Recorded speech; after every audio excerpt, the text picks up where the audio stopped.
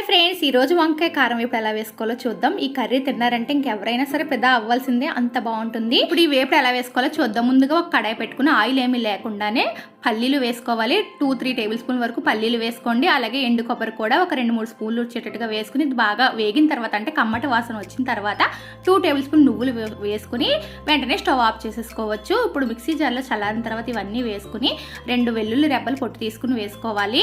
అలాగే కారం మీ టేస్ట్ తగ్గట్టు వేసుకుని జీలకర్ర వేసుకుని పౌడర్ చేసుకుని ఉంచుకోండి. ఇప్పుడు మళ్ళీ స్టవ్ ఆన్ చేసుకుని ఒక కడాయి పెట్టుకుని పోపు దినుసులు వేసుకోవాలి. జీలకర్ర, మినపప్పు, ఆవాలు, కరివేపాకు ఇవన్నీ వేసుకుని, అలాగే చీరికల కింద కట్ చేసుకున్న ఉల్లిపాయలు, పచ్చిమిర్చి కూడా వేసుకుని బాగా ఫ్రై అయిన తర్వాత పొడవుగా చీరికల కింద కట్ చేసుకుని వంకాయ ముక్కలు వేసుకోండి. మా పెరట్లో పండిన వంకాయలు కాబట్టి నేను తెల్ల వంకాయలతో చేస్తున్నాను. నల్ల వంకాయలతో వేపుడు చేసినా కూడా చాలా బాగుంటుంది. ఉప్పు వేసి బాగా మగ్గించిన తర్వాత చిటికెడు పసుపు కూడా వేసుకుని మనం ముందుగా రెడీ చేసి ఉంచుకున్న కారం పౌడర్ వేసుకుని బాగా మిక్స్ చేసుకుంటే చాలా చాలా టేస్టీగా ఉండే వంకాయ కారం వేపుడు అయితే రెడీ అయిపోయింది. మీరు కూడా ట్రై